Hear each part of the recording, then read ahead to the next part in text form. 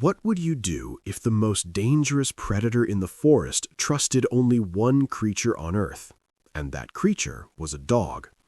What you are about to see is not a fairy tale. It is not staged. It happened in the real world, in the wild, in the cold, and it changed everything we thought we knew about what animals are capable of feeling. The northern Rocky Mountain foothills stretch for hundreds of miles without a single traffic light. Here, late autumn arrives without announcement. One morning, the world is amber and gold, and the next, the silence is absolute and white. It is not a forgiving place. Temperatures drop to -20 before December. The creeks go bone still, and everything that is not strong enough to survive the cold simply does not survive. This is where a wildlife rescue volunteer named Dale first heard the sound. Not a cry exactly, something thinner, something that had been crying for so long it had almost forgotten how to make sound at all. He was checking trail cameras along the eastern ridge when he found her, a bobcat kitten no older than 4 weeks, alone in the snow beside a hollow log. Her mother was gone. There were no tracks leading back. She was the only living thing for a 1/4 mile in every direction. Dale had run the rescue for 11 years. He had seen this before. He knew the odds. A wild bobcat kitten, this young, this cold, this alone, the survival rate was close to nothing. He took off his flannel shirt and wrapped her in it anyway. Ghost was not a small dog. 70 pounds of Siberian Husky with a working dog's instinct and a hunter's curiosity. He had lived at the rescue for 3 years too, bonded to Dale to be rehomed, too intelligent to be ignored. When Dale set the bundled flannel on the floor near the fire, Ghost did not growl. He did not bark.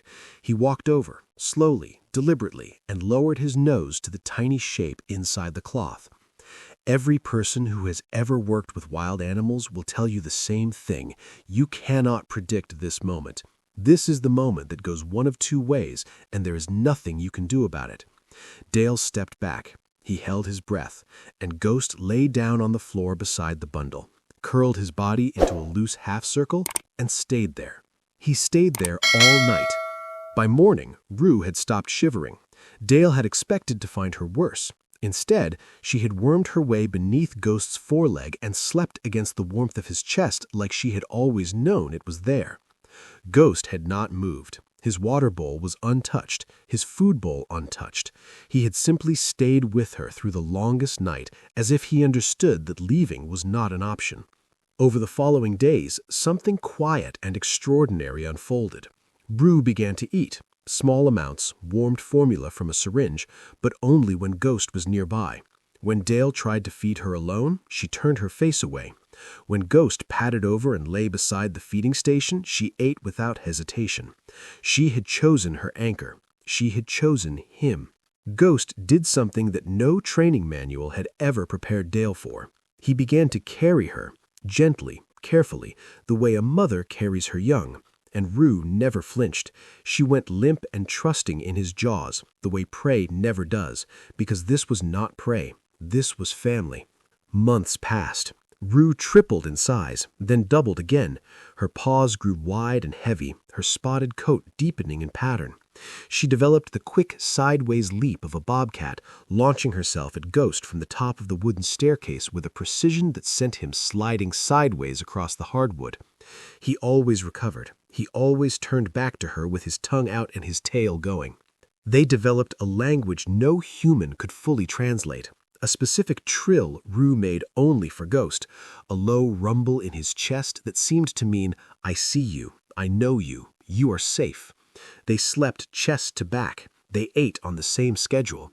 When Dale took Ghost on outdoor walks, Rue paced the window until he returned, a behavior more commonly associated with dogs separated from their owners than with any wildcat ever documented. Dale reached out to wildlife behaviorists. The emails came back carefully worded and professionally skeptical. One researcher drove 4 hours to observe them together. She sat in the corner of the room for 6 hours and said almost nothing. When she left, she told Dale quietly, "This is not something that is supposed to be possible." Then came the call that Dale had always known was coming, the call he'd been quietly dreading since the morning he wrapped Rue in his flannel. The State Wildlife Authority had received reports of an unregistered bobcat at a private residence. Regulations were clear. A fully grown wild bobcat could not be kept with a Class 3 wildlife permit, and Dale's rescue certification did not cover permanent domestic placement of a native predator species. Rue would need to be transferred to a licensed wildlife facility, a facility 4 states away, within 30 days. Dale spent 3 weeks fighting it. He gathered documentation. He contacted every wildlife behaviorist who had ever observed Rue and Ghost together. He filed for emergency permit consideration.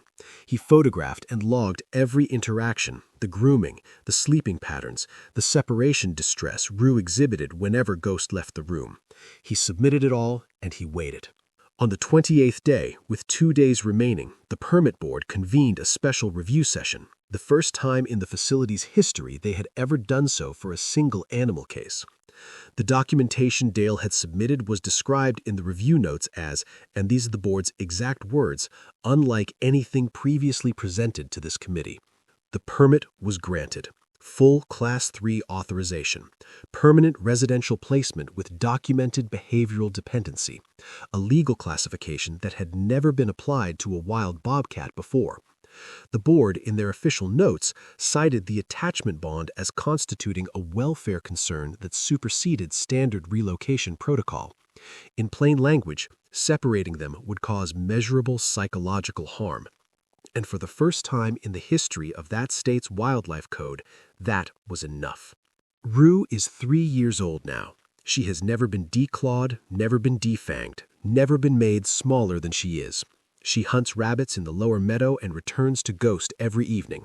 She sleeps pressed against him on the porch in the first cold of autumn, and in the long, still mornings of January, they sit together on the ridge and look out over a world that tried to take them from each other and did not succeed.